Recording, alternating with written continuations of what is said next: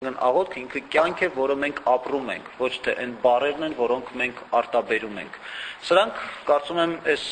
իրողություններին բոլորդ էլ շատ ավելի քաջ ծանոթ եք, բայց մի քանի այսպես դիտարկումներ կուզեմ ձեր ուշադրությանը ներկայացնել։ Նախ շատ հաճախ երբ որ մենք հարցերից մեկը, երբ որ մենք մտածում ենք Աստծո մասին, արդյոք դա կարելի է աղոթք համարել կամ ոչ, որովհետև շատ հաճախ մարդիկ երբ ընկնում են այսպես մտածումների մեջ, սկսում են խորհել, մտածել սուրբ գրային թեմաների շուրջ, աստվածային իրողությունների շուրջ ու իրենց թվում է թե իրենք աղոթք արեցին։ Իրականում աղոթքը եւ Աստծո մասին մտածելը դրանք տարբեր բաներ են։ Թեև մեկը մյուսին կարող են լրացնել կամ մեկը մյուսից կարող է բխել, բայց ոչ երբեք նույնն են։ Եվ այստեղ մեծ սխալի մեջ մենք կարող կհայտնվենք, եթե հանկարծ մենք այս երկու իրողությունները նույնացնենք, որովհետև իրականում այստեղ կարող է վտանգ լինել այն իմաստով, որ եթե մտածելը, Աստծո մասին մտածելը կարող է վերածվել աղոթքի, վտանգը իրականում այն է, երբ աղոթքն է փոխվում մտորումների կամ մտածումների։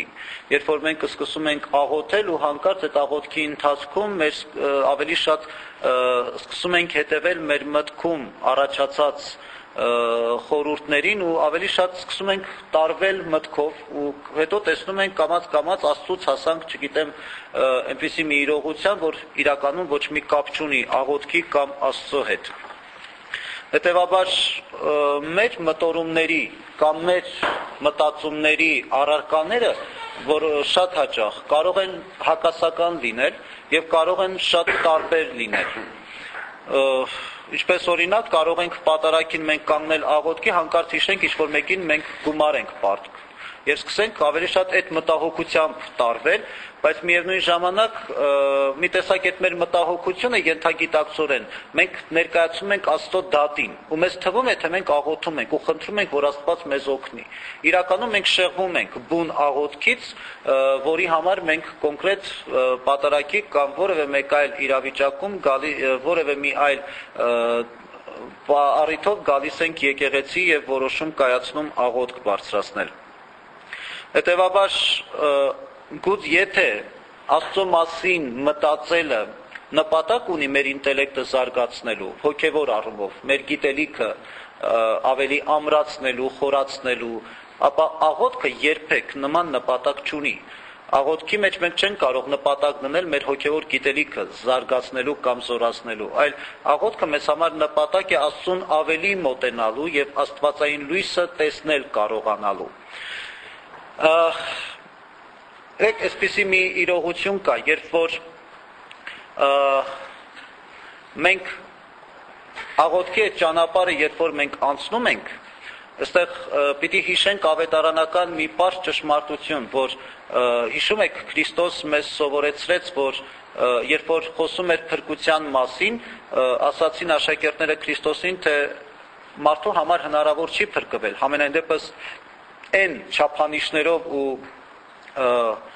մոտեցումներով, որով ինքը Քրիստոս էր առաջարկում մարդկանց փրկության ճանապարհը։ Քրիստոս պատասխանեց, որ ինչ որ մարդու համար անհնարին է, Աստծո համար հնարավոր է։ Այսինքն մարդը պիտի անի իր անհնարինը, մնացած հնարավորը կանի Աստված։ Ինչպես որ օրինակ մենք աղոթքը նաև միջոց է կամ պայման է, որով մենք մեզ, մեր անձը, մեր հոգին բերում ենք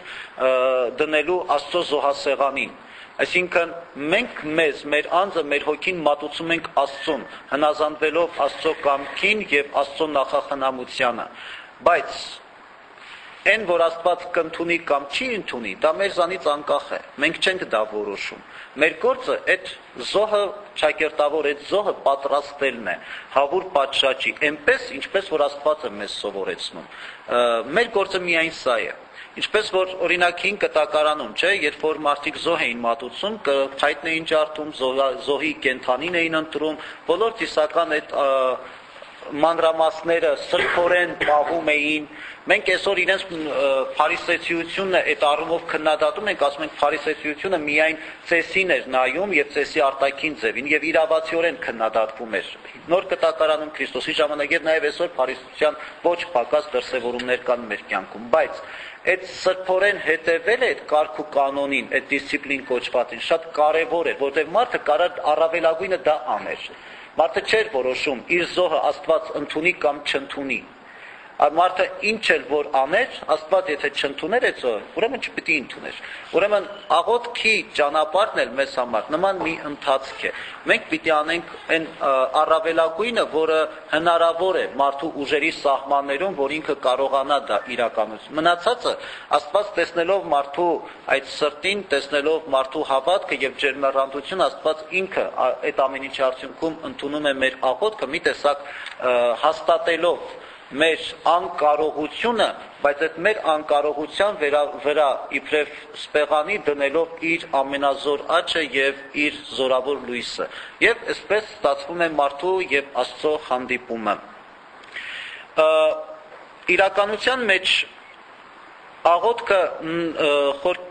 փոխում է նաեւ մեր առօրյան։ Այս իմաստով, այս լույսի ներքո եթե մենք նայենք, եթե մարդու ամբողջ օրը, որ ինքը ապրում է, այս նախապատրաստումն է զոհաբերության, կրկին է զոհաբերություն բառը ճակերտներով, ուրեմն պատկերացրեք, թե ինչպես կարող է մարդու առօրյան տարբերվել մյուսների, ասենք անհավատների կամ ոչ աղոթող մարդկանց առօրյայից, երբ որ ամեն մի հանդիպում, ամեն մի գործ, ամեն մի շփում մարդկային կյանքի մարդը հենց այս զոհաբերությանն է պատրաստվում,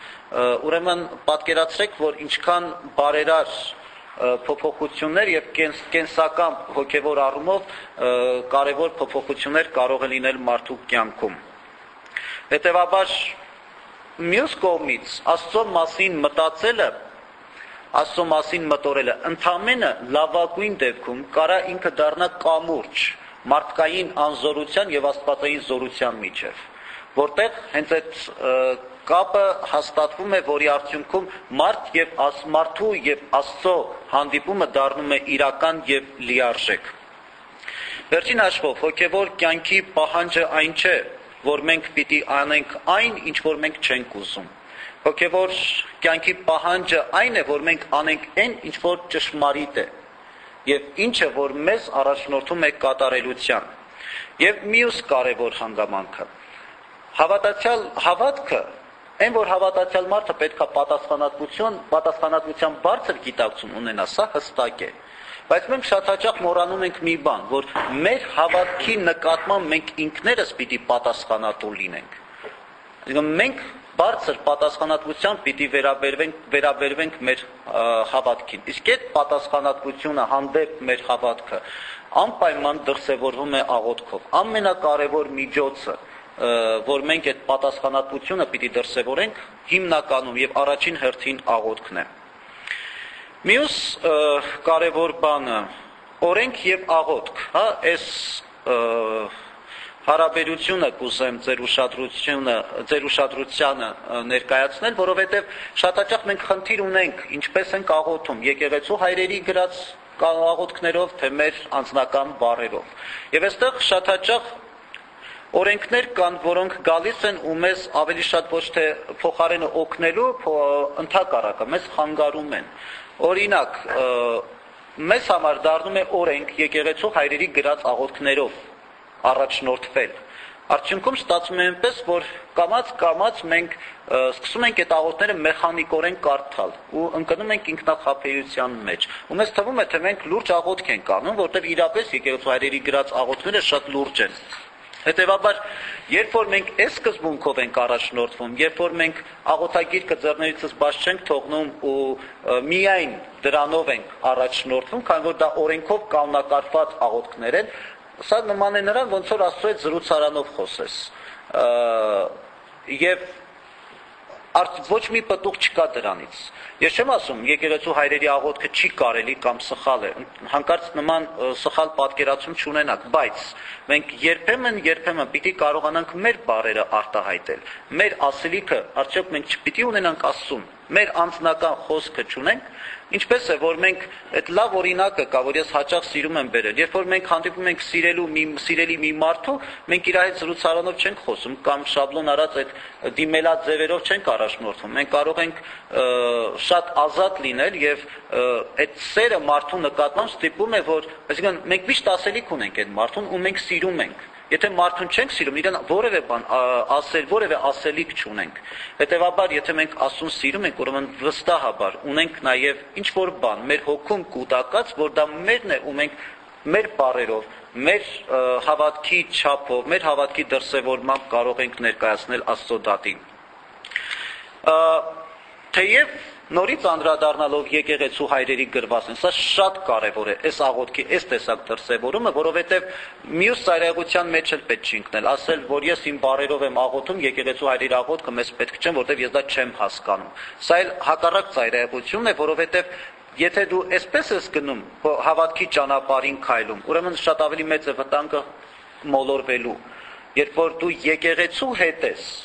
այստեղ եկեղեցու հետ ես գնում դեպի փրկություն, այստեղ շատ ավելի քիչ է հավանականությունը, որ դու կմոլորվես, մարդիկ միշտ կողքից քեզ կօգնեն ու այսինքն եկեղեցու հայրերը հենց սրանով է, որ մեզ համար իրենց գրած աղոթքը սրանով է կարևորվում, այսինքն ինքը չափանիշ է, որոնց մենք պիտի հետևենք, բայց այդ ճանապարհին մենք մեր ասելիքն էլ ունենք, որով պիտի համենվի մեր աղոթքը եկեղեցու հայրերի կողմից գրված աղոթքի հետ միասին։